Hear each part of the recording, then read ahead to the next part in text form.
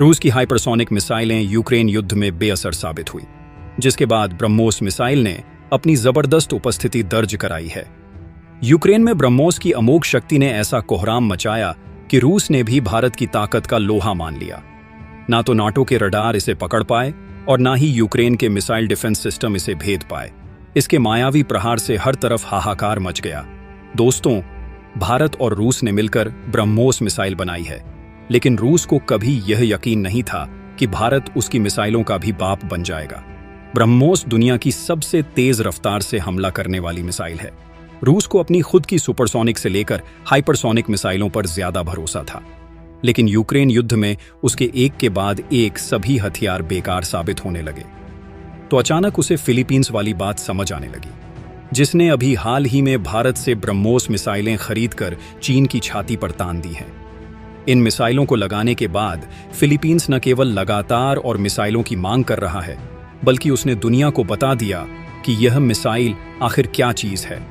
अब यही बात रूस को भी समझ आ गई, और जैसे ही उसने यूक्रेन युद्ध में इसका इस्तेमाल किया, सारा पासा पलट गया। भारत के मिसाइल जखीरे के इस ब्रह्मास्त्र का मुकाबला करने में नाटो के सारे सैन्य उपकरण नाकाम रहे। मतलब, यूक्रेन युद्ध में नाटो ने रूस की तमाम खतरनाक मिसाइलों को पकड़कर उन्हें रोक दिया, लेकिन ब्रह्मोस की अवधारणा वाली ओनिक्स के आगे नाटो के सारे मिसाइल डिफेंस सिस्टम ने दम तोड़ दिया। रूस ने धड़ाधड़ 200 से ज्यादा मिसाइलें दागकर यूक्रेन के खेमे में बवंडर मचा दिया। दोस्तों, यह मिसाइल ऐसी तकनीक से लैस है कि इसे कोई भी डिफेंस सिस्टम रोक नहीं सकता। इस मिसाइल से चीन और पाकिस्तान की सांसें अटकी हुई हैं। चीन भारत की अग्नि या पृथ्वी मिसाइलों से उतना नहीं डरता जितना वह ब्रह्मोस की तैनाती से खौफ में आ गया है। दुनिया के 72 देश लाइन लगाकर मोदी के सामने इस मिसाइल की डील के लिए तैयार बैठे हैं, क्योंकि आज अमेरिका की मिसाइलें भी इसके आगे पानी भरती हैं। लिहाजा दोस्तों, इस जानकारी में आपको ब्रह्मोस की असली ताकत से रूबरू करवाया जा रहा है। साथ ही यह भी बताया जा रहा है कि अमेरिका भी इस मिसाइल का मुकाबला क्यों नहीं कर पाता है। आखिर भारत का यह ब्रह्मास्त्र किन घातक मायावी तकनीकों से लैस है, और अब रूस क्यों कहने लगा है कि जिरकॉन की तकनीक से डीआरडीओ इसका बहुत ही घातक संस्करण बना ले। रूस क्यों चाहता है कि भारत से मिलकर ही वह इस प्रोजेक्ट पर आगे बढ़ता रहे। दोस्तों, सबसे पहले तो इसकी खासियत वाला रहस्य आपको बताते हैं। खाड़ी युद्ध हुआ था, जिसमें अमेरिका ने टॉम हॉक क्रूज मिसाइलों का जमकर इस्तेमाल किया था। यह मिसाइलें कम ऊंचाई पर उड़ती और सीधे अपने निशाने पर जाकर उसे तबाह कर देती थी। क्रूज मिसाइलें निर्देशित होती हैं, हवा में रास्ता बदल लेती है और एकदम सटीक निशाने पर वार करती है। कम ऊंचाई पर उड़ती है, लिहाजा रडार उन्हें पकड़ नहीं पाता है। अब दोस्तों, रूस को इन क्रूज मिसाइलों की जरूरत महसूस होने लगी। रूस जानता था कि उसके पास रॉकेट इंजन है, मिसाइल को तूफान बनाने की तमाम ताकत है, लेकिन सॉफ्टवेयर, एयनिक्स और इलेक्ट्रॉनिक क्षमता कम थी, और यह ताकत अमेरिका, इजराइल, जापान के पास ज्यादा थी। अब उसे ऐसे दोस्त की जरूरत थी जो उसकी तकनीक में अपनी तकनीक मिला दे तो प्रचंड ब्रह्मास्त्र बन जाए। भारत के पास भी उस समय तक सुपरसोनिक मिसाइलों के लिए जरूरी खास तरह का इंजन, यानी रमजेट इंजन बनाने की तकनीक नहीं थी। इसे एयर ब्रीदिंग इंजन कहते हैं। यह मिसाइल को आवाज से तेज उड़ा सकता है। हालांकि दूसरी चीजें यानी air dynamics, warhead control panel में भारत बहुत आगे था।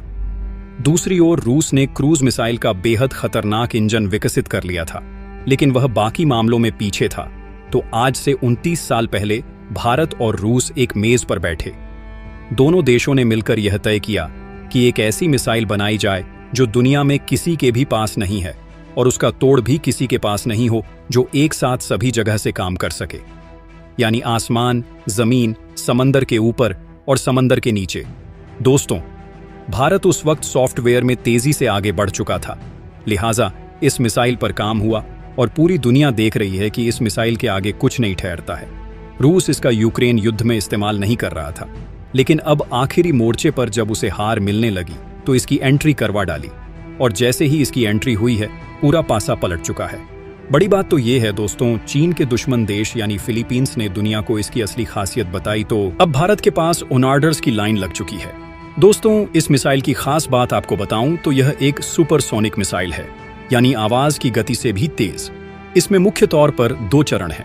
पहले चरण में इसके बूस्टर इंजन मिसाइल को सुपरसोनिक गति देते हैं। इनका काम इसके बाद खत्म हो जाता है। इसके बाद भूमिका शुरू होती है लिक्विड रमजेट की। इसमें मिसाइल आवाज की 3 गुना तक गति पकड़ती है। ब्रह्मोस मिसाइल को घातक बनाती है। इसकी गति, सटीकता, नियंत्रण और पैंथरेबाजी वाली तकनीक। अगर किसी खास लक्ष्य को भेदना है तो यह काम ब्रह्मोस से पूरा किया जा सकता है। इतनी गति पर किसी भी रडार के लिए इसे पकड़ना बहुत मुश्किल है। वहीं अगर रडार पर मिसाइल पकड़ में आ भी गई तो उससे बचाव के लिए दुश्मन को ज्यादा वक्त नहीं मिल पाता है। वहीं पतबाजी वाली तकनीक की बात की जाए तो आप आसान भाषा में ऐसे समझ सकते हैं कि जैसे मान लीजिए रास्ते में कोई पहाड़ आ गया और दुश्मन उस पहाड़ के दूसरी ओर मौजूद है, तो ऐसे में जिस तरह एक विमान रास्ता बदलता है उसी तरह यह मिसाइल भी घूमकर दूसरी ओर पहुंच जाती है। यानी अगर ब्रह्मोस मिसाइल पीछे पड़ी तो मौत निश्चित है। दूसरी बात, ब्रह्मोस मिसाइल बहुत ही किफायती मिसाइल होती है। यह मिसाइल 290 किमी के दायरे में किसी लक्ष्य को चुटकियों में खाक कर सकती है। अब इसका उन्नत संस्करण भी आ चुका है जो 450 किमी के दायरे में कहर बरसा सकती है। भारत जल्द ही ब्रह्मोस मिसाइल को हाइपरसोनिक मिसाइल में बदलने की तैयारी कर रहा है। नाम है ब्रह्मोस 2। ब्रह्मोस 2 को इस समय भारत के सबसे खतरनाक हथियारों में गिना जा रहा है। 9800 किमी घंटे की रफ्तार से हमला करने वाली यह मिसाइल 1000 किमी की दूरी पर बैठे दुश्मन को कुछ सेकंड्स में ही खत्म कर सकती है। दोस्तों, जिस अमेरिकी मिसाइल के जवाब में इसे बनाया गया था उससे आज की तारीख में मुकाबला करें तो उन्नत ब्रह्मोस अमेरिका की टॉम हॉक क्रूज मिसाइल से लगभग 4 गुनी और चीन की सबसे तेज मिसाइल से 5 गुनी तेज है। आसान शब्दों में कहूं तो ब्रह्मोस 20 सेकंड में 1 किमी जाती है, जबकि चीन की मिसाइल 1 सेकंड में केवल 200 मीटर जा पाती है। यह 10 मीटर की ऊंचाई पर उड़ान भर सकती है और रडार की पकड़ में नहीं आती है। दोस्तों, यह तो हो गई इसकी खासियत की बात, लेकिन यह जानते हुए भी रूस ने इसे मैदान में नहीं उतारा। लेकिन जब नोटो की सेनाएं उसके घर में घुस आईं और उसकी सभी मिसाइलें विफल हो गईं, तो आखिर में इसे उतारा गया। दोस्तों, हुआ यह कि यूक्रेन इस वक्त युद्ध में अमेरिका और दूसरे नाटो देशों के हथियारों का इस्तेमाल कर रहा है, जबकि यूक्रेन का अपना डिफेंस सिस्टम भी बेहद ताकतवर माना जाता है। यह सिस्टम रूस की मिसाइलों को मार गिराने में कामयाब हो रहा था। यहां तक कि रूस की किंजल हाइपरसोनिक मिसाइलों को भी कई बार यूक्रेन रोकने में सक्षम रहा, जिसके बाद रूस ने अपने जखीरे से ऑनिक्स को बाहर निकाला, जिसने आते ही कोहराम मचा दिया, क्योंकि इसे रोकने में अमेरिकी डिफेंस सिस्टम भी नाकाम हो गया और रूस बिना किसी रोक टोक के अब तक 200 से ज्यादा ऑनिक्स मिसाइलें दाग चुका है, जिन्होंने सटीक हमला करके लक्ष्य को तबाह कर दिया है। जिसके बाद से रूस अब ब्रह्मोस मिसाइलों को भारत से खरीदना चाहता है, क्योंकि ब्रह्मोस रूस की P-800 ऑनिक्स मिसाइल से कई गुना उन्नत है। ब्रह्मोस मिसाइलों के आगे लगा क्रॉस सेक्शन रडार 0.15 वर्ग मीटर तक नीचे है, जबकि S और C बैंड के रडार इससे कुछ ऊपर हैं।